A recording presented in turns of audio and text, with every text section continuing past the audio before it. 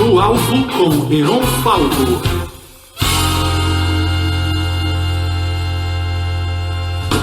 Bem-vindos! Você entrou no Alvo com Heron Falco. Eu sou Kátia Viamonte e você está ouvindo agora o único talk show que vai te tirar da sua zona de conforto. Nossos convidados são escolhidos a dedos em nossos laboratórios super secretos por causa dos seus superpoderes. Bom, a nossa estrela hoje é Amanda Palma. Amanda, ela é documentadora nômade, diretora de cinema apaixonada pelos processos de cura da terra e dos seres e mentora de empreendedoras na jornada das heroínas. Ela é uma super ativista, gente. Vamos ver se a Amanda já entrou. Com vocês, Heron Falco!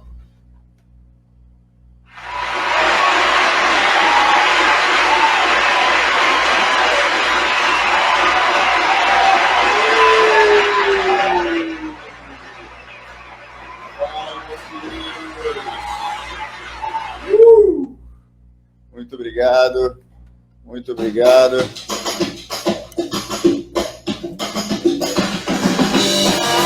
bem-vindos.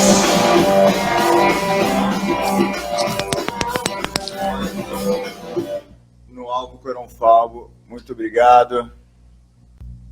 Tudo bem, Heron? Boa noite. Boa noite, boa noite. Seja bem-vinda. Muito obrigado por aceitar nosso convite. Obrigada a você. Muito bom que você está aqui. Eu conheço muito pouco de você, cara. Vai ser bom, a gente vai se conhecer ao vivo aqui. É uma coisa que o Larry King fazia e eu tô... Às vezes eu faço, às vezes não. Mas os resultados são normalmente bons. Por curiosidade, né, a gente faz perguntas que realmente quer saber, né? Às vezes é mais autêntico dessa forma. Você mora aqui no Rio, não? A minha base hoje é no Rio de Janeiro, mas eu procurei criar uma realidade onde que eu estou geograficamente livre. Então, eu gosto de estar sempre num lugar diferente. Claro que agora com a pandemia as coisas são diferentes, mas eu já morei na Bélgica, já morei na França, já morei em Portugal. Eu tenho essa característica de gostar de estar sempre em movimento e procuro isso. E até, inclusive, a própria pandemia acabou me incentivando a trazer mais e mais a minha profissão para o digital. Então, hoje eu estou no Rio, é minha base, mas eu já estou planejando o meu próximo lugar, assim, para eu ir, para eu estar sempre em movimento. O que te incentivou a começar a procurar essa vida nômade, essa vida flexível? Olha, desde que eu tenho 17 anos, eu gosto muito de viajar, então eu já com 17 anos eu fiz a minha primeira viagem longa, de 2 meses, assim, sozinha, sempre viajei sozinha. Sempre me atraiu mesmo essa questão de ir, de conhecer o outro, de estar vivendo a vida do outro. Então acho que até isso acabou me levando a ser documentarista. Então, é uma coisa natural minha, não foi uma coisa que eu busquei. É uma coisa que eu não consigo evitar, assim. Eu gosto muito de estar em movimento. Ah, legal. Só para você me conhecer também um pouquinho e a gente conversar um pouquinho. Eu era meio assim, né, até eu casar. Eu casei com 31 anos, mais ou menos. E hoje eu não sou mais casado, mas eu tive 2 filhos. Aí fica um pouco mais difícil de ser... nômade dessa forma, mas até então, só para você ver como a gente tem coisa em comum. Eu já morei assim, em mais de 7 países, acho que, se não me engano, 17 cidades diferentes, eu não sei exatamente agora. E vivi assim também desde os 16 anos. Então, na verdade, desde os 6 anos, né, que quando eu tinha 6 anos.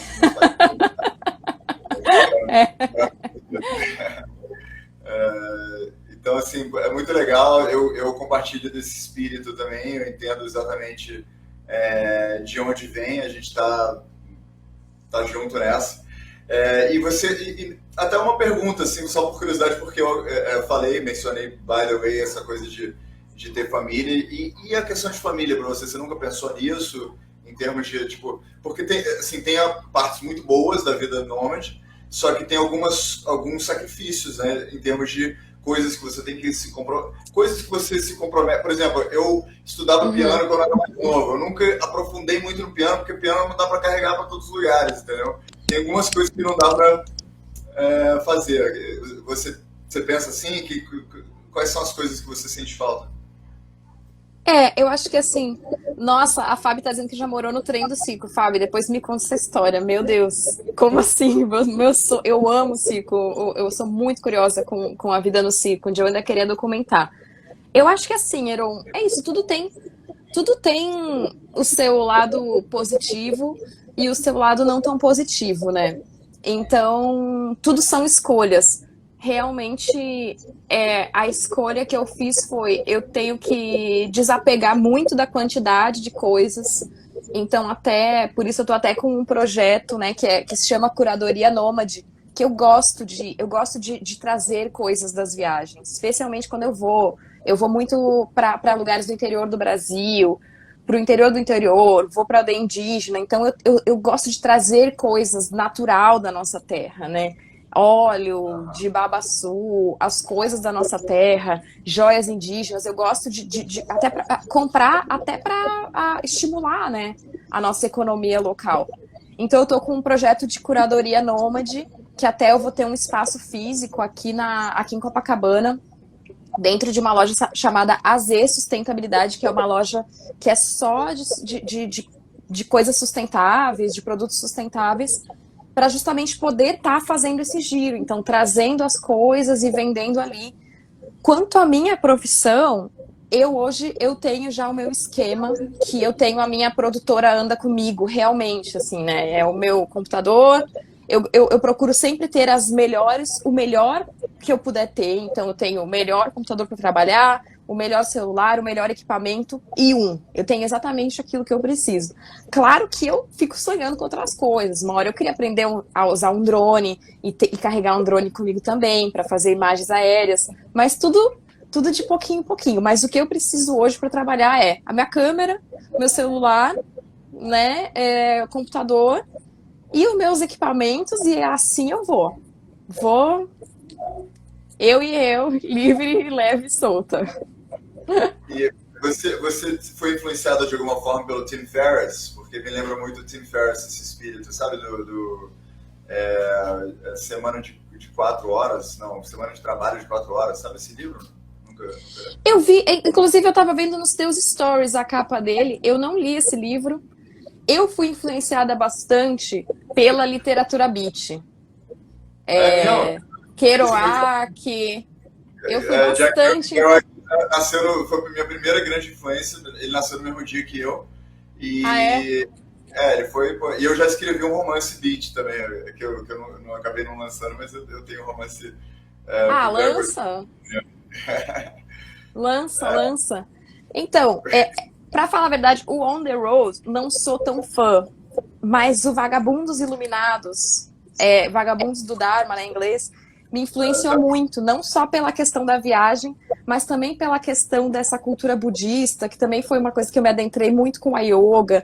Então, dentro dessas minhas viagens, eu já morei em templo Hare Krishna, no Reino Unido, já fiquei um tempo, assim, tendo uma viagem espiritual. Você gostava mais do Ginsberg? Do Allen Ginsberg? Sim, gosto também. E tem um personagem que agora eu esqueci o nome dele na vida real, que ele é o... Não sei se você já leu Os Vagabundos Iluminados. Qual é o nome dele no livro? No Vagabundos Iluminados é o Jeppe. É o Jeppe. Agora eu esqueci o nome dele na vida real, mas também é um poeta beat. E que é um personagem que eu adoro também, e fui dar uma pesquisada nele e gosto também bastante. Mas assim, foi uma fase que fui bastante influenciada por essa literatura. E eu acho que nesse sentido, assim, foi a minha grande influência. Esse livro do 4 horas de trabalho por semana, acho que né? 4 dias por semana, eu nunca li. Trabalho de 4 horas.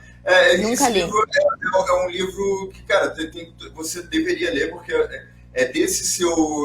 Eu digo seu porque eu meio que abandonei esse barco, mas... Então, desse seu estilo de vida...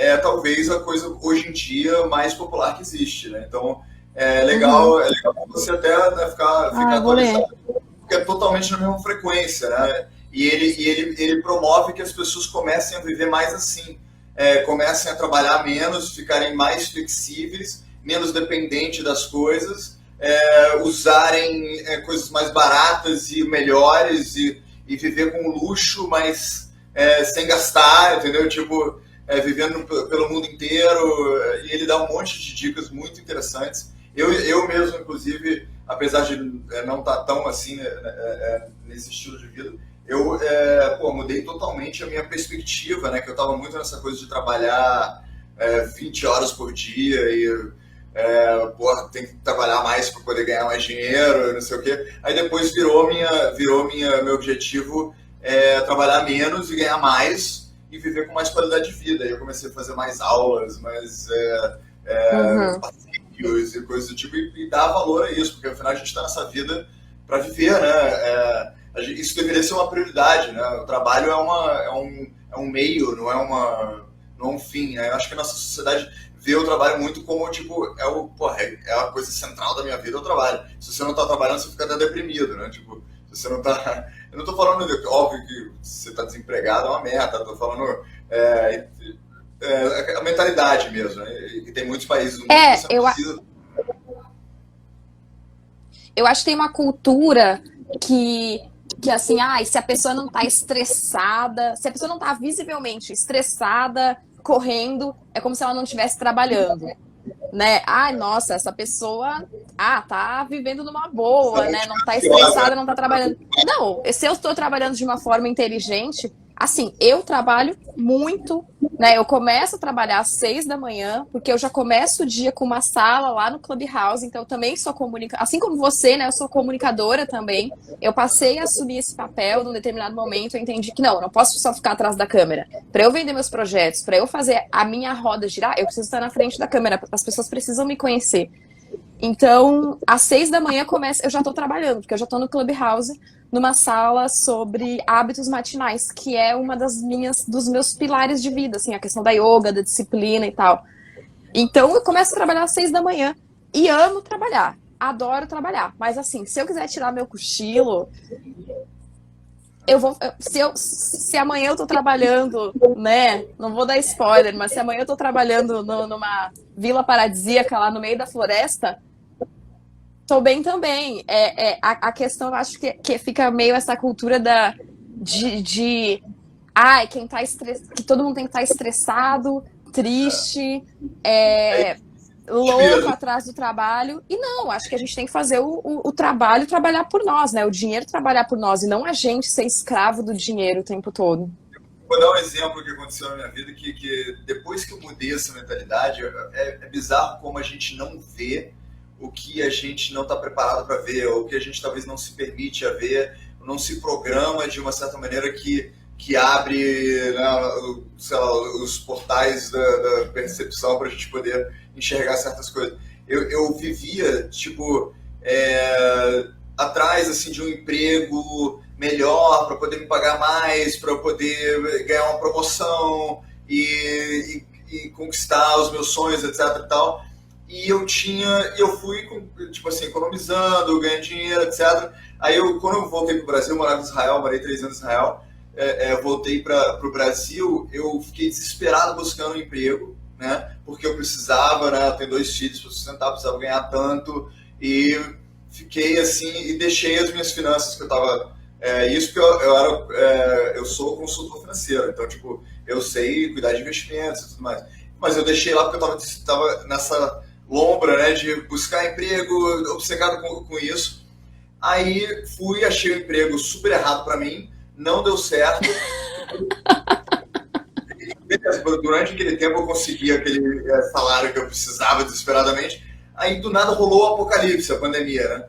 E eu falei, cara, agora eu não vou conseguir, porque o mercado financeiro foi destruído. Aí eu tive essa oportunidade de, não vou conseguir emprego agora, o que vai acontecer? Aí eu respiro, eu meditei, aquela parada toda, e o que vai acontecer agora? O que eu vou fazer? e eu comecei a olhar para minha vida e falar o que eu acredito mesmo. Lembrei do 4-Hour Work Week, né, do semana de 4 horas de trabalho. Esse nome em português é uma loucura. E eu pensei, o que eu quero fazer? E eu comecei a olhar para as minhas finanças e remanejar os meus investimentos e tudo, e eu percebi que eu já fazia uns 3 anos que eu podia viver de renda passiva. E eu não estava vivendo de renda passiva porque eu não remanejei minhas finanças, sacou? Porque eu estava obcecado com procurar um trabalho e tudo mais. Aí, o que aconteceu? Eu movi os palitinhos e comecei esse programa que eu estou fazendo agora, porque eu tinha dinheiro para poder fazer isso. E nunca tinha feito isso, que é a minha autorrealização. É isso que eu quero fazer da vida, tipo, conhecer pessoas interessantes como você, conversar, aprender, entendeu? Crescer. E eu tava lá, pô, buscando trabalhos que não tinha nada a ver comigo, sem precisar. E isso é uma loucura, cara. E óbvio que tem muita gente que precisa, entendeu? Eu não tô, tipo, fazendo aquela coisa de coaching, tipo de, sabe, lei da atração, que, porra, tem verdades e tem exageros. Mas o que eu tô dizendo é que, às vezes, a gente pode parar um pouquinho e repensar o que a gente realmente quer da vida. E, às vezes, a gente tem muito mais recursos do que a gente acha que tem. Se a gente tiver coragem de olhar para a nossa vida com os olhos, assim, honestos, né? Com certeza. Então é isso, assim, e você, como é que você atingiu essa capacidade? Porque isso eu acho que é uma pergunta para muitas pessoas que estão nos ouvindo, como que a gente chega nisso, né? Como que a gente chega nessa liberdade interna e até física, né? Como é que você alcança um estado de organização, de liberdade mental, de tudo isso, para poder se dar esse direito de viajar, de tudo mais. Como que foi isso para você? É um processo, né, Heron? Porque, assim, as pessoas acham estranho, as pessoas no início não compreendem. Então, por exemplo, hoje eu converso com o meu pai, assim, ele fala, nossa, Amanda, hoje eu entendo você, porque tá tudo se encaixando. Porque no início nem eu sabia o que eu tava fazendo. Eu tava viajando, eu tava perdida, e quantos perrengues eu já não passei, assim, perrengues reais que eu já passei, de estar sozinha na estrada, sem celular, pegando em outro país, carregando um monte de coisa pesada, com as minhas costas doendo, sem saber direito. Eu já passei por muitas situações dessas, e já passei por situações de escassez sozinha, e perigos que ninguém nem sabe, que eu nem falo, que é pra nem deixa pra lá. Mas, enfim, eu tive que passar por essas situações para entender justamente, acho que isso que você está falando, assim, qual que é meu propósito, qual que é meu propósito na vida, como que de fato eu posso servir para a minha sociedade, ser útil e também ter o meu retorno, né? Não ficar só dando. A gente às vezes pode ficar numa fase, eu já passei por essa fase de ficar só dando. Eu vou ficar só dando. Mas eu também preciso garantir o meu conforto. E para mim foi através do empreendedorismo. Então, eu empreendo de diversas formas. Uma das formas principais é através do meu produto online, né, que é o Clube das Heroínas, que é a Jornada das Heroínas, que é uma jornada de autoconhecimento, onde a gente, para empreendedoras, para que a gente ajude as empreendedoras a produzirem seu próprio conteúdo, a comunicarem na internet com autenticidade, a venderem seus produtos, porque isso está sendo essencial nesse momento, que as pessoas saibam estar aqui utilizando essa ferramenta para se autopromover, para vender, para continuar com a sua vida, né, especialmente agora na pandemia. E os produtos físicos, eu acho que isso é uma combinação para mim que me garante, hoje está me garantindo essa possibilidade, que vai ser através dessa loja física que eu estou montando em Copacabana, dentro de uma loja, né, um espaço dentro de uma loja. E fora isso... Você vai cuidar da loja física e continuar viajando e tudo mais, não porque é dentro de uma loja, dentro de uma loja que já tem esse propósito, de ter estandes de diversos criadores, artistas, então ela vai fazer parte de um todo. Então, justamente, o meu papel vai ser promover e trazer os produtos de onde eu estiver. Então, o meu próximo destino, né, não vou dar spoiler, mas daqui a um tempo eu vou ir para um outro lugar, e aí eu vou trazer desse lugar os produtos naturais que eu encontrar por lá. Então, o meu trabalho vai ser estar sempre trazendo novidades lá para o espaço e alimentando a minha marca, né? Hoje eu considero a minha marca, eu considero o meu perfil aqui no Instagram muito mais do que um perfil pessoal meu de amizades. Claro que também tem, mas eu considero que é a minha marca. Então eu tô sempre alimentando a minha marca com o meu estilo de vida, com aquilo que eu acredito. E eu, de fato, sou essa pessoa. Eu sou essa pessoa que acorda para meditar, eu sou a pessoa que só usa o produto natural, só uso maquiagem natural quando eu uso. Eu queria entender melhor, assim, o que é essa curadoria, quais são os produtos, qual é a sua marca, assim, fala um pouco, vamos entrar nisso, por favor. Vamos. Bom, então o espaço vai se chamar Espaço Toda Natural, dentro dessa loja chamada AZ Sustentabilidade. E essa primeira coleção que eu vou lançar, ela é inspirada no Maranhão, que foi minha última moradia fixa fora do Rio de Janeiro, assim. Quer dizer, eu passei pelo Rio Grande do Sul, mas foi mais por uma questão familiar, assim, de estar junto com a minha família. E ela vai ser, essa é uma coleção inspirada no Maranhão.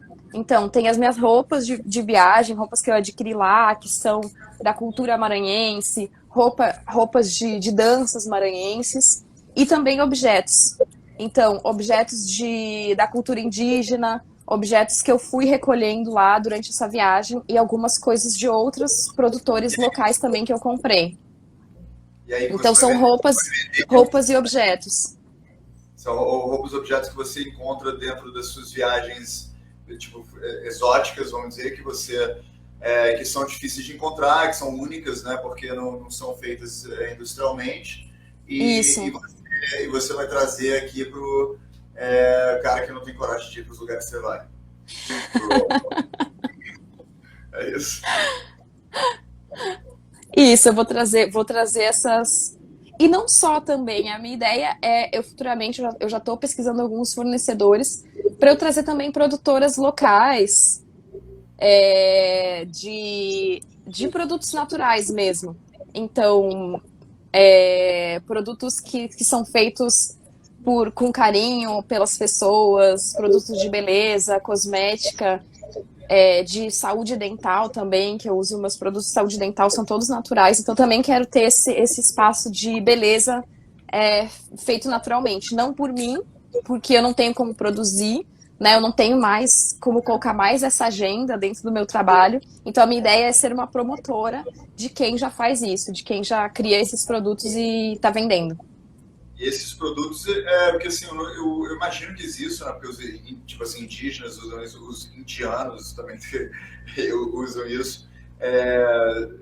As sociedades antigas, né, os romanos antigos tinham certas ervas e coisas, né? Mas isso hoje em dia tem muito, eu não tenho a mínima ideia dessa cena, só para você nos dizer um pouquinho sobre esse mundo.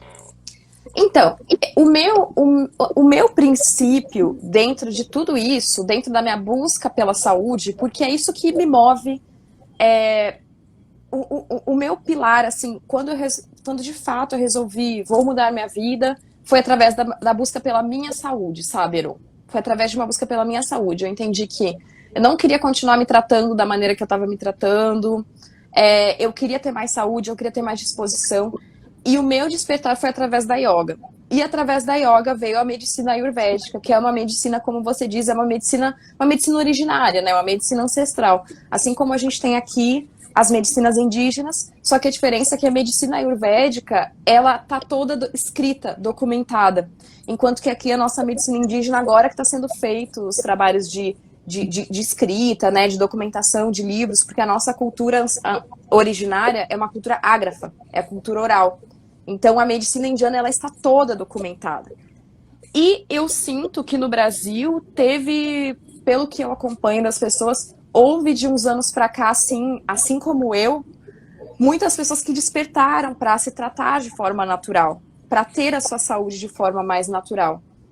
E eu sinto que existe cada vez mais uma preocupação com isso. Eu realmente, assim como você estava falando do trabalho e do dinheiro ser uma coisa central na vida das pessoas, eu num dado momento coloquei que a minha saúde em primeiro lugar. Então, com isso eu acabei mudando o meu estilo de vida, eu acabei não aceitando mais determinados trabalhos, até as minhas amizades mudaram, porque eu comecei a entender que eu queria seguir determinado estilo, eu queria ter saúde na minha vida e para isso eu precisava mudar meus hábitos. Eu comecei a mudar meus hábitos radicalmente. Então, isso fez com que muitas coisas mudassem, mas foi a partir da medicina ayurvédica, que é a medicina indiana, como você falou. Que aí tem, né, esses elementos, gengibre, todo mundo tá falando do tal do shot matinal, a cúrcuma, o gengibre, ele vem da medicina ayurvédica. Qual que é esse shot matinal? Eu tenho o shot matinal do Tony Robbins, que eu roubei do Tony Robbins. Como é que é o shot dele? Deixa eu lembrar, porque hoje em dia eu nem sou eu que faço mais, mas tem tipo vitamina B3, tem greens, sabe, greens powder, tipo, são vegetais em pó, que são não triturados. conheço. Você toma um shot assim que tipo, tem algumas coisas que você precisa cara, não lembro agora quais são os ingredientes. Mas se você procurar no Google, tem. Eu tomo todo dia. Vou procurar o shot do Tony Robbins, vou ver qual é. O meu é bem simples. Eu tenho minhas anotações, eu posso até te mandar depois. Postar no meu stories para todo mundo ter. Possa. É legal, você tá influenciando as pessoas positivamente. O meu shot é bem simples. Ele é limão, cúrcuma, né, que é o açafrão em pó. Compra em qualquer feira, qualquer loja de produtos a granel. Gengibre em pó, pode ser fresco, mas é mais fácil em pó. Mistura assim, e aí às vezes eu coloco ou mel ou própolis. No momento eu tô botando própolis. E preencho com água e primeira coisa de manhã. Aí depois vou fazer meu exercício, vou correr, vou dar de bicicleta, vou caminhar, o que tiver ao meu alcance. Aí eu volto e começa meio-dia. E é assim. Eu faço jejum intermitente também, então a única coisa que eu de manhã que mais ou menos me alimento é esse shot, e depois só almoço de tarde, mas pô, eu tenho uma energia maravilhosa de manhã, graças a Deus. E meditação, né, também tem uma... Você também acorda cedo? Não, infelizmente não. Na época que eu era mais feliz da minha vida, eu acordava 4h30 da manhã, todos os dias. Mas porque assim, ano passado eu divorciei e eu não sei se você sabe como é que é isso, mas depois de 5 anos casado, sei não. Você vira adolescente de novo durante o tempo. Então eu tô um pouco nesse, como é que chama, nessa aurora aí de uma nova vida que eu ainda não sei qual que vai ser. Mas por enquanto eu tô dormindo um pouco tarde, né? Acordando tarde, mas eu não sou totalmente adolescente, é aquela adolescência 2.0, entendeu? Eu acordo, sei lá, 8 da manhã, e jogo tênis, corro na praia, como é que chama? Passarela, né? Não é aquela coisa de acordar 1h da tarde. Mas o que eu mais gosto é realmente acordar às 4h30 da manhã, cara, quando eu era feliz. E você acorda que hora? Eu acordo 5h30. 4h30 já acho um pouco demais, eu não consigo. E assim, não é que é uma coisa fácil e não é que é uma coisa natural pra mim, assim, justamente eu comecei, quando estourou a pandemia, eu comecei a abrir todos os dias a live aqui no Instagram e fazer uma prática de yoga às 7 da manhã. E não era nem, era por mim, pelas outras pessoas, mas mais para eu me disciplinar, para eu saber que eu tinha aquele compromisso com as pessoas, aí já tinha as pessoas que estavam acostumadas a me ver ali 7 horas da manhã todos os dias pra gente se alongar, respirar, né, que nem você falou, respira. Você falava, respira, vamos respirar. Então isso foi muito legal, assim, porque eu ganhei uma disciplina, eu tendo compromisso com o outro, me dá muita disciplina, às vezes mais do que eu comigo mesma. Então, por isso também que eu acabei criando a sala no Clubhouse, que eu sei que eu tenho que estar lá às 6 da manhã, bem, bela, plena, para falar com as pessoas. Então, eu sei que eu tenho que acordar um pouco antes. Então, isso me motiva muito. E tá sendo fantástico, assim, essa experiência. Vamos entrar num assunto que eu acho que você vai ter muito a contribuir, que é o seguinte: eu acho que muita gente se ilude, vamos dizer, não consegue se disciplinar, não consegue adotar novas coisas na vida, etc. Porque tem uma ilusão, a gente tem uma ilusão que vem do ego, eu acho, que a gente está muito mais no controle do que a gente está. Então, por exemplo, a gente acha, pô, se eu não estou acordando tal horário, é porque aí a gente cria racionalizações, porque na verdade não é muito importante para mim. dormindo, etc. Mas, na verdade, a gente tem uma constelação de coisas que regem, né, a nossa vida, como os amigos que a gente está frequentando, os lugares, o tipo de filme que a gente está vendo, o tipo de música. Tem 1 milhão de fatores, né, que estão influenciando, que ditam praticamente, né, como se a gente fosse fantoche. Tem várias cordinhas, assim, que estão ditando os nossos hábitos, né?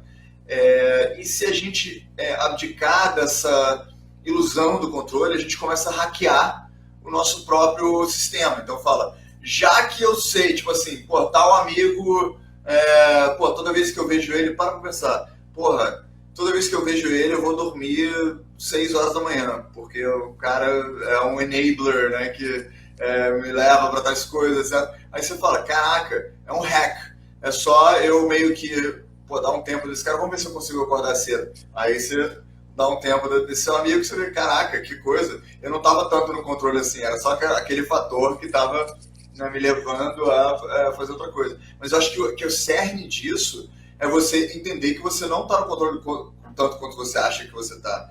Tem uma série de coisas que você tem que antecipar, né, para você se enganar, né, enganar seu sistema.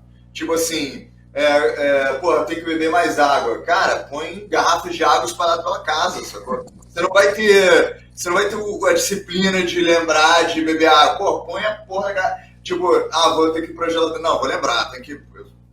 Eu sou disciplinado, eu vou lembrar, eu vou sempre me hidratar mais. Não, você não vai, cara.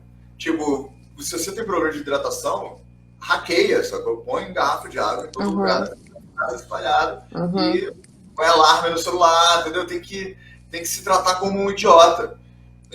As pessoas acham que são muito inteligentes, mas se você se tratar como um idiota, você vai virar muito inteligente. Eu acho que isso é o lance. Heron, eu adorei esse teu jeito de explicar as coisas de uma forma muito única. E eu concordo, eu acho que assim, muitas vezes as pessoas falam assim, não, imagina, eu tomo 500 ml de água e pra mim tá ótimo, tá super bom. Eu digo assim, mas você já experimentou tomar 2 litros? Então a gente tem que experimentar, a gente tem que experimentar as coisas pra saber se funciona pra nós ou não.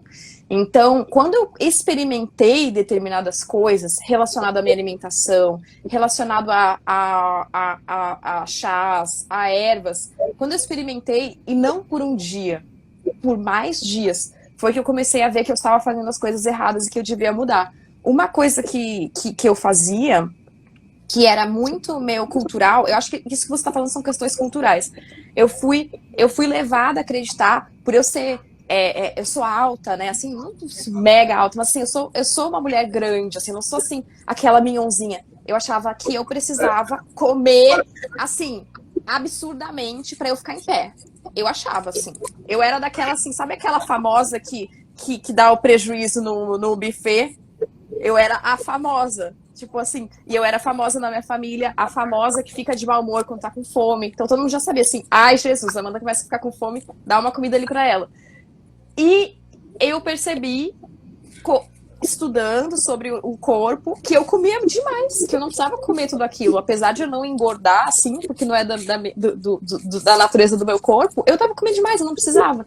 E eu fiquei 1 mês lá comendo menos, fazendo maior esforço, pra depois eu entender que era melhor pra mim, e aquilo depois se acostumou. Hoje em dia eu já tenho uma relação mais normal com a comida. Eu tinha isso de, meu Deus, preciso comer. Então, se eu não tivesse experimentado isso, se eu tivesse dito, não, meu corpo funciona assim, eu ia estar até hoje com menos disposição, porque eu tinha muito menos disposição. E eu não sei se tu sente isso, Heron, mas eu sinto agora, eu tenho 32 anos, eu me sinto agora muito melhor do que quando eu tinha 20 anos. Muito melhor. Muito mais Eu sinto muito mais disposição, muito mais energia, muito mais conhecimento acumulado. Então, assim... Até porque quando eu tinha 25 anos, eu era beatnik mesmo, assim, tipo, eu só bebia todos os dias. Tem um livro do Jack Kerouac que eu acho que como é que é? Satori in Paris. Já leu esse, não? Não. Que ele escreveu, acho que 28 dias da vida dele, que ele sobreviveu só de conhaque e crepe. Tem caloria, né? Tem caloria, é possível. E assim, eu realmente vivi assim, dos meus 16 anos até os 27 anos, eu era assim, cara, era experimentando todo tipo de droga que você pode imaginar. Era bebendo quase todos os dias. E o bebendo era tipo garrafas de absinto, em Paris, sacou? Tipo, garrafa de absinto búlgaro de 89% de álcool, sacou? Garrafa inteira na mão, andando pelas ruas de Paris, entendeu? Era uma parada assim, super... É uma mistura de Bukowski com os beats. Mas os beats, o Jack Black era assim mesmo, assim, porra, ele era um alcoólatra, eu nunca fui alcoólatra. Tipo assim, apesar de eu beber muito, eu parava durante um tempo, eu não tinha aquela identificação tão grande. Era mais uma parada de entrar na loucura mesmo, assim, tipo, de não ter limites, né? E aí, depois disso, eu prezo muito mais, porra, tá bem agora, né? Tipo, o Jack Kerouac, apesar de ser um gênio e tudo, ele não morreu feliz, ele foi um cara super, não saudável. Aí eu comecei a perceber isso, aí, porra, eu quero ser uma pessoa feliz, e comecei a, tipo... Tanto que por isso que eu não publiquei meu livro. Uma das razões que eu não publiquei meu livro é que eu não queria entrar nessa onda das pessoas esperarem isso de mim, né? Porque esse meu livro, por exemplo, eu revelo coisas que, você sabe, literatura beat, apesar de mudar os nomes, é tudo real, né? Tudo histórias reais. E esse meu romance é uma história real, porra, de coisas que eu fazia que se você lê, você fala, não é possível que ele get away, tipo, não é possível que alguém fez isso aí, sobreviveu, que nem você falou, né? Tipo, já vivi coisas aí nas aventuras aí que ninguém acreditaria. E eu te vejo mais como... Allen Ginsberg era mais assim, era mais meditativa, mais budista, né? E ele influenciava o Jack Kerouac com as ideias budistas, mas o Jack Kerouac era muito mais do jazz, né? Quando você pega budismo e jazz, você tem o movimento beat, né? Só que a parte jazz era o Jack Kerouac, a parte budista era o Allen Ginsberg. E eu sinto que o Kerouac, ele não chegou assim, ele não chegou a se encontrar, e isso pra mim fica muito claro no Vagabundos Iluminados, assim, tanto que eu gosto do livro, eu gosto dos personagens, mas eu não me relaciono tanto com o Kerouac. O Kerouac, ele terminou a vida dele assim, ele fez uma jornada e ele voltou pro mesmo lugar, ele não terminou a vida dele feliz. Eu sinto que ele tinha um sofrimento muito grande que ele não conseguiu superar. E eu... o Jorginho tá perguntando qual é o teu signo, eu também fiquei curiosa. Eu sinto que respirar, a gente se sentir feliz, se sentir bem... todos os dias eu coloco, a partir da minha sala lá do Clubhouse, a gente fala as palavras do dia. E todos os dias eu faço um post nos stories com as palavras que cada pessoa que sobe na sala fala, né? Então tem muitas coisas, cada dia são palavras diferentes. E um dia vieram perguntar assim, Amanda, é real isso? Você se sente assim? Você sente essa felicidade? Você se sente dessa forma? Você sente isso? E sim, eu sinto. Eu me sinto todos os dias feliz. Eu acho uma bênção estar viva, eu agradeço estar viva. Eu acho que ainda mais agora, vivendo tudo isso que a gente está vivendo, a gente acordar de manhã e poder respirar. Esse é um dos grandes legados que eu quero passar para as pessoas. Respire, se alongue, tome água e gengibre. Gengibre é bom também. Me falar uma coisa um dia que mudou minha perspectiva. Eu acho que se as pessoas pararem para pensar um pouco sobre isso, é fácil ser feliz em até momentos de muita dificuldade. Que é o seguinte, tipo, você venderia os seus olhos por quanto? Você se viraria cego por quanto? Acho que todo mundo tem um número. Talvez, se não assim, 100 bilhões de dólares, talvez pela vida de outros dos seus familiares. E se não por 100 bilhões de dólares, significa que você tem 100 bilhões de dólares aqui, entendeu? Porque se você não vender os seus olhos por 100 bilhões de dólares, você tem o valor de 100 bilhões de dólares aqui no seu corpo. E se você pensar na vida com essa perspectiva, você fala, caraca, eu tenho um valor, tipo assim, tem gente que não tem a visão, sabe? Tem gente que ou nasceu cego ou perdeu a visão, Deus me livre, coisa do tipo. Mas hoje a gente está aqui, a gente pode olhar um pôr do sol, a gente pode ver as pessoas, a gente pode viver com essa intensidade e ver a beleza da vida, das cores, do brilho, e isso vale no mínimo 100 bilhões de dólares. Isso é fantástico, isso pode te deixar feliz. Ao mesmo tempo, eu gosto de dizer, cara, que a nossa geração é uma das coisas que eu acredito piamente, e pode botar no meme isso depois, É que é, a definição de decadência é igualar felicidade com conforto. Ou seja, tipo assim, muita gente hoje em dia acredita que você tá bem, você tá feliz, significa que você tá confortável. Você tá tipo, pô, se eu tô com uma casa legal, se eu tô confortável financeiramente, eu tô feliz e coisa do tipo. E você que passa por aventuras e tudo, você sabe que às vezes, e na maioria das vezes, quando a gente está menos confortável, que bate aquela sensação da felicidade mais pura da vida, né? Daquele êxtase da vida de verdade. Como uma mãe parindo. Né? Tipo, não existe coisa mais desconfortável nesse universo e não existe felicidade mais extásica do que dar luz a um neném. Então, tipo, eu acho que na nossa geração a gente precisa lembrar disso, porque todas as influências do mundo estão fazendo a gente acreditar que a gente precisa ter mais conforto, porque querem vender coisas pra gente. Então, pegando a nossa glândula mais preguiçosa, mais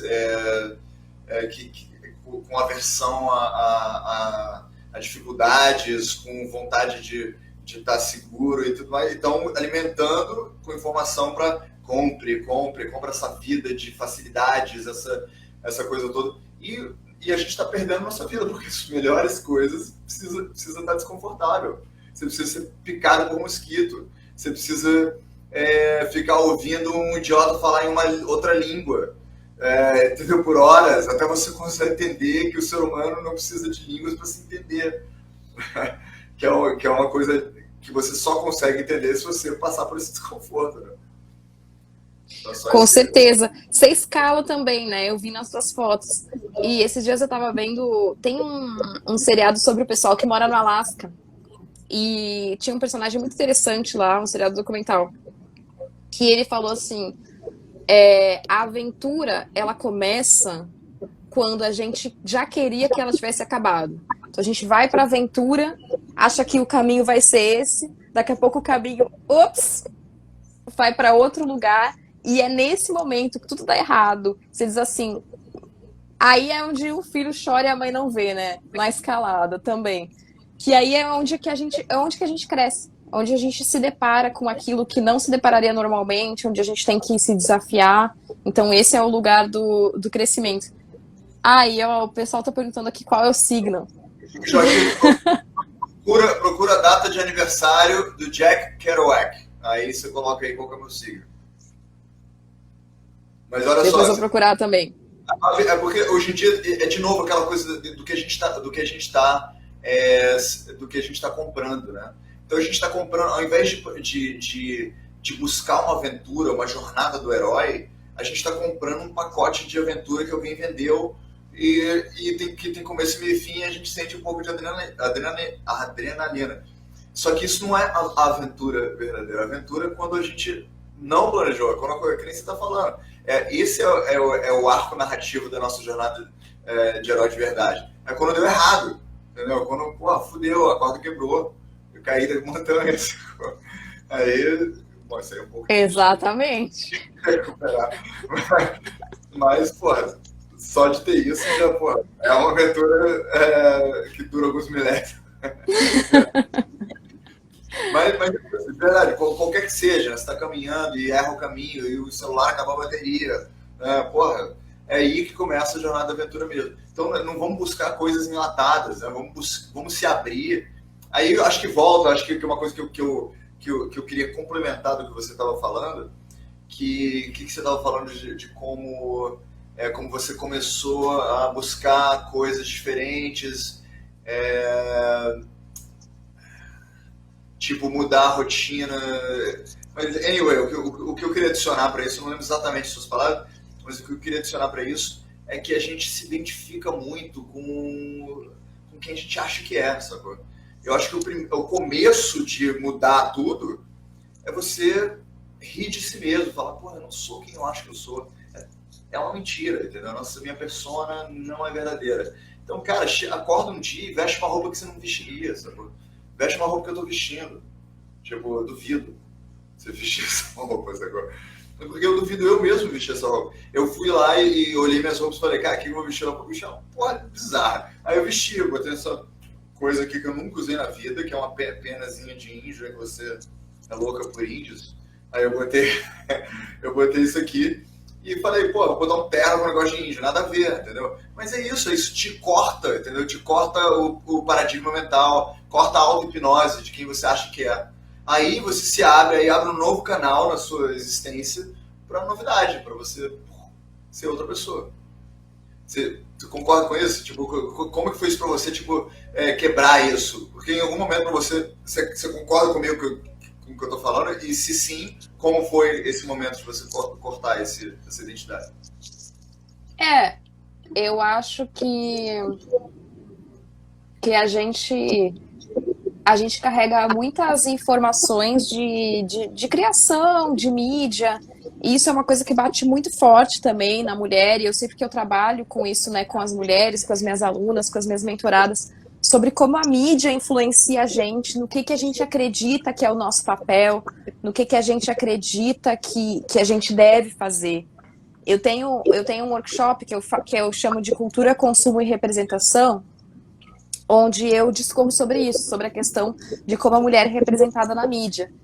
E se a gente for observar, eu observava isso há uns anos atrás, hoje está mudando um pouco, mas se a gente observar as propagandas da TV, onde que a mulher está presente nas propagandas? Nas propagandas de limpeza, de dor de cabeça. Hoje já está tendo, né? Eu acompanho esse movimento, mas antigamente, raramente você tinha uma mulher dirigindo um carro, as propagandas de carro eram sempre com homens dirigindo. Então, a mídia, mais a nossa família, e tudo aquilo que vem de informação, vai construindo o que a gente acredita, como a gente vê a realidade. No momento que a gente enxerga que a gente pode construir a realidade, né? Que eu posso ser uma mega empresária, eu posso empreender da minha casa, eu posso ganhar dinheiro sendo artista, sim, eu não preciso passar fome para ser artista, porque eu tenho outras maneiras de gerar renda que não seja só depender do edital. Como é que você se permite abrir a cabeça para começar a pensar assim? Eu acho que você tendo consciência de como as coisas funcionam. Então, tem uma aula que eu dou lá na Jornada das Heroínas, que eu falo exatamente sobre isso. Eu digo assim, gente, 95% dos filmes, 95% das propagandas sobre mulheres são escritos e dirigidos por homens. Então, a gente está querendo se encaixar num papel que foi escrito e dirigido por outras pessoas para nós. E a gente pode ser aquilo que a gente quiser. Então, eu acho que a gente ter consciência de como funciona o sistema, de que a gente está dentro de um sistema de mídia que é muito forte, que é muito poderoso, e que na minha opinião, aí eu vou trazer a minha questão filosófica pessoal, que eu acredito que tudo é inventado. Então, a economia é algo que é inventada, a política é inventada, alguém inventou que a gente come peru de Natal lá no Natal, alguém inventou que bota as passas no arroz, alguém inventou. Por que eu não posso criar a minha receita do meu Natal? Por que eu não posso criar a minha data comemorativa? Hoje eu vou comemorar... Enfim, a gente pode e deve criar a nossa realidade, mas a gente é tão tolhido disso desde criança. Ai, não faz isso, não faz aquilo, isso não é o seu papel, né? Isso não é o papel da mulher. Isso não é o seu papel. Que a gente se sente mal, a gente sente vergonha, a gente sente medo do que os outros vão pensar. Então, eu acho que ter consciência e buscar ser feliz. E começar a não ligar mais pro que os outros pensam, porque isso tolhe muito a gente. Essa parada que você falou até me lembra tribos indígenas, porque tribos indígenas têm uma educação muito ancestral, tradicional, eles têm papéis muito bem definidos e coisas do tipo. Eu acho assim, o jeito que eu vivo pessoalmente é assim, tipo customizando a minha existência, né?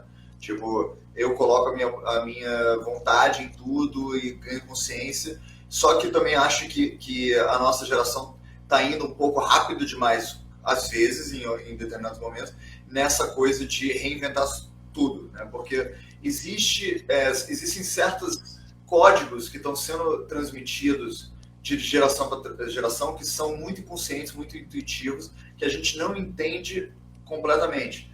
Vou dar um exemplo que eu acho que é o mais óbvio na nossa cultura, que é o abandono total da religião.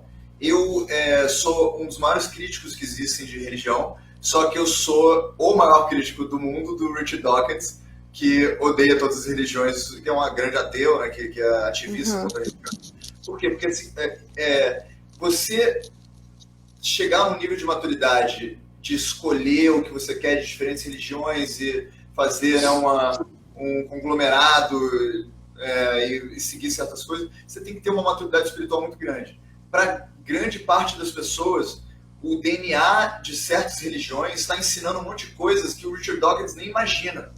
Então, assim, no momento que você pega uma religião inteira e você joga pela janela, e aí você está throwing the baby out with the water, você está jogando fora o bom com o ruim. Tipo assim, tudo bem, tem pedofilia, tudo bem, tem exageros, tudo bem, tem indulgências, tem um monte de coisas, superstições, etc., que existe na religião. Mas também existe um monte de coisa que está educando a sociedade, que se você jogar fora, a gente ainda não tem substituições para essas coisas, entendeu? Na ciência, na cultura, cara, a gente ainda é muito primitivo em termos sociais, em termos morais. Na sociedade a gente vê isso porque, porra, olha quem a gente está elegendo, a gente está escolhendo entre Bolsonaro e Lula, sacou? No século XXI. Tem dois demagogos infantis, tipo ursinhos, que a gente está discutindo na mesa de jantar quem é melhor, sacou? Porra, nenhum dos dois é o melhor. Cara, não é possível que isso não seja óbvio para as pessoas, mas não é, e já que não é, cara, a gente ainda tem muita coisa para aprender e não dá para jogar fora e falar, pô, a gente está iluminado, e às vezes a gente, quando é culto, sei lá, e lê muita coisa e tal, a gente acha que todo mundo é assim, tipo, a gente saiu um pouquinho da caverna e acha que é só voltar para a caverna e falar, ô galera, olá, a galera acredita na caverna, sacou? Acredita nas sombras, sacou? Então não adianta falar para eles, galera, é sombra, galera, pô, não é sombra. Isso aqui eu vivi minha vida inteira assim. Então, entendeu? Tem que ter cautela. Eu tô com você 100%, entendeu? Que dessa liberdade e tudo mais, mas eu acho que tem que ter esse disclaimer, né? Tipo, galera, mas com calma, entendeu? Com cautela, porque tem muita coisa boa aí que a gente não pode jogar fora. Eu acho que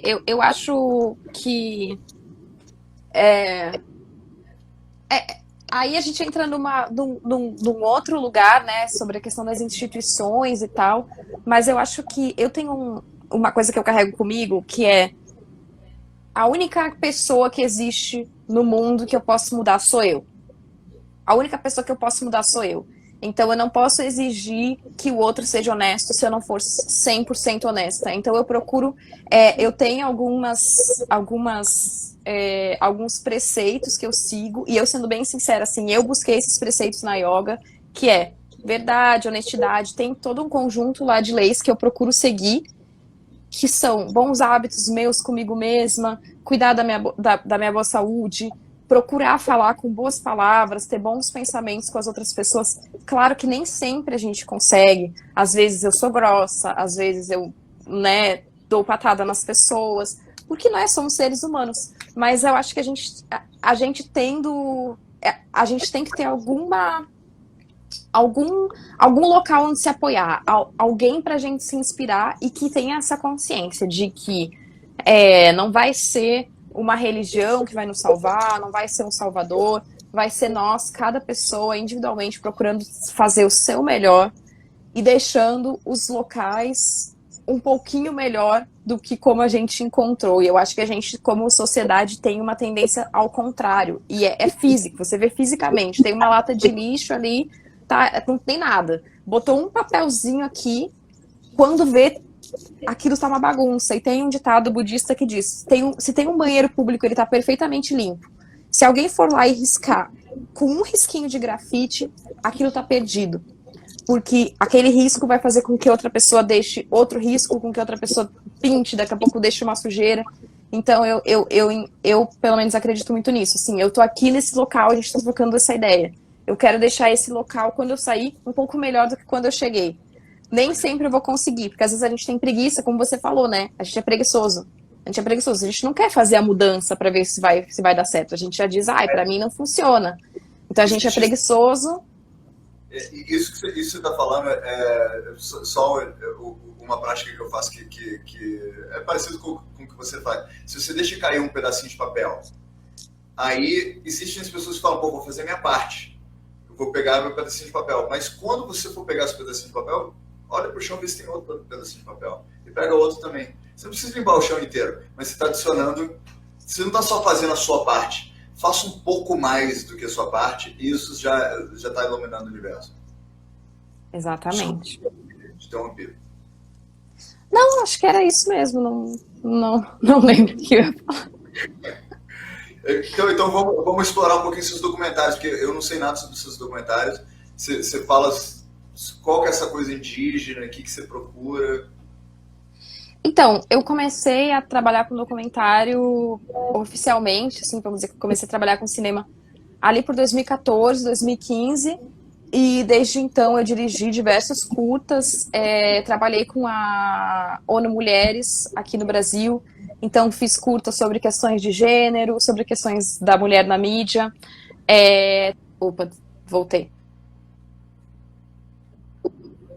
Tem um documentário sobre Brumadinho que está em fase de construção. Então, eu fui para Brumadinho um mês depois de que aconteceu a questão lá ambiental e pretendo voltar assim que a pandemia estiver melhor, né, que tiver acabado essa questão, para ver o antes e o depois da cidade, quando aconteceu e depois. E a minha questão que eu acabei me aproximando dos povos indígenas foi através do ensino. Então, eu ensino documentário para jovens e eu já vinha com algumas turmas no Rio de Janeiro, em projetos sociais. Eu sou muito a favor da autorrepresentação, então eu acredito que todo mundo hoje tem um poder muito grande com a imagem, de produzir suas próprias imagens, de criar suas próprias narrativas. Eu acredito que a gente precisa de novos narradores contando as suas histórias, que não sejam sempre os mesmos, contando as histórias dos outros. E acabei sendo convidada também para ir em algumas aldeias indígenas para fazer esse movimento de criar documentário com os alunos de lá, que já existe um movimento bem grande assim de cinema indígena no mundo inteiro. E pela minha tendência natural de gostar de natureza, de gostar desse estilo de vida, acabei criando assim uma amizade forte com várias pessoas dos meus cineastas indígenas, meus alunos, e continuando sempre trabalhando junto, assim, procurando estar levando os filmes para os festivais, procurando estar espalhando as produções aí pelo mundo. E o meu trabalho com documentário é esse, assim. O meu interesse hoje maior é nessas questões ambientais. Então, eu acho que o meu maior trabalho é esse de Brumadinho, que eu tô em fase de entender o que aconteceu lá, porque é muita coisa para digerir, assim, foi uma experiência, assim, que até hoje reverbera, porque um local que ficou completamente dizimado, né, um cenário de guerra mesmo, e acho que esse vai ser a minha estreia com um longa documentário, assim, bem marcante. Em breve vocês vão saber. Onde a gente encontra, o pessoal que está ouvindo na posteridade daqui a 50 anos, onde a gente encontra os seus documentários? Então, eu tenho um site que é www.amandapalma.com.br e eu estou estudando a possibilidade de manter esse site ou de começar com o meu site que eu também já comprei o domínio Toda Natural, que é o meu arroba, né, que vai ser o nome da minha loja. Então eu estou estudando essas possibilidades. Eu estou dando uma reestruturada no meu portfólio. Mas você pode encontrar aqui mesmo, no meu perfil do Instagram, todos os dias eu posto imagens, eu posto trechos, e eu gosto muito de ter essa comunicação direta com o público.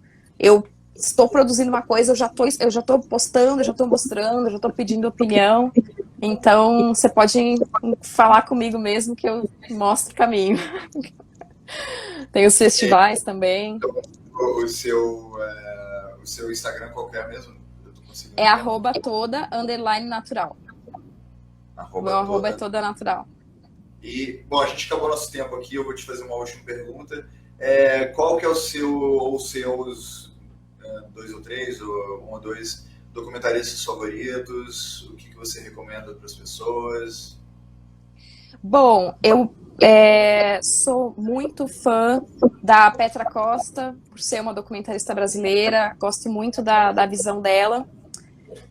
E tem um documentarista que eu sou muito fã, que é o Werner Herzog, que muito cru, assim, também fãs do Herzog. A gente tem uma veia, assim, de gostar desse povo meio maluco, né? Herzog, povo beat. Então, E se eu for falar dois, assim, tem um cineasta que eu gosto muito, que talvez você vai curtir, e a Fábio que falou de circo, que é o Emir Kusturica. Não sei se você já viu os filmes do Emir Kusturica. É maravilhoso. Eu acho que tem muito a tua vibe, você vai gostar. Então, 3 cineastas que eu deixaria aí para prestar atenção: o Herzog, Petra Costa e o Emir Kusturica. Legal, legal. Então, Amanda, muito obrigado por aceitar o convite, muito obrigado por estar aqui comigo hoje. E vamos se manter em contato. Gostei muito de te conhecer. E é isso, boa sorte nos documentários. Eu quero saber, por favor, me fala quando tiver o Brumadinho pronto, porque acho que, apesar de ter tido uma grande repercussão, acho que as pessoas precisam saber mais. Esse tipo de coisa a gente tem que, no máximo possível, conseguir se preparar, antecipar e ter socorros e ter formas novas de ajudar e tudo mais. Acho que esse tipo de consciência é muito, muito bem-vinda para todos nós. Muito obrigado. Perfeito, Heron, obrigada. Obrigada por me convidar. Olha, queria dizer que tá rolando um bolão aqui nos comentários, porque as pessoas estão querendo saber o teu signo. Tá rolando um bolão aqui, tem uns falando que é Gêmeos, que é Sagitário, que é Capricórnio. Você tá fazendo mistério aí. Eu vou continuar no mistério. Eu tenho um princípio da minha vida que eu não vivo por horóscopo, porque eu acho que isso te limita. Você acaba se auto. Eu achei. Eu ia te perguntar se você acreditava nessas coisas, eu tava achando que não. Eu estudo astrologia pra caramba, só que eu acho que se você se identificar com um signo só, você perde a oportunidade de ser todos os signos. Uhum. Então, eu sou uma das raras pessoas que nasceram naquele dia do ano que não tem nenhum signo. Tem qualquer, que são todos os signos ao mesmo tempo. Eu recomendo isso para todos. Renasça e nasça nesse dia do ano. Perfeito. Queria agradecer quem estava aí, que ficou comentando, meus amigos, ficaram mandando beijo, abraço. Não fiquei lendo muito comentário, porque, né? Mas eu fico louca, assim, eu fico vendo os comentários, quero falar. Pessoal, beijo. Beijo, meus amores, boa noite para todo mundo. E obrigada, Heron, obrigada por me convidar. Foi ótima a nossa conversa, gostei muito de te conhecer. E boa sorte nos teus projetos, continue, siga em frente. E é isso, boa noite.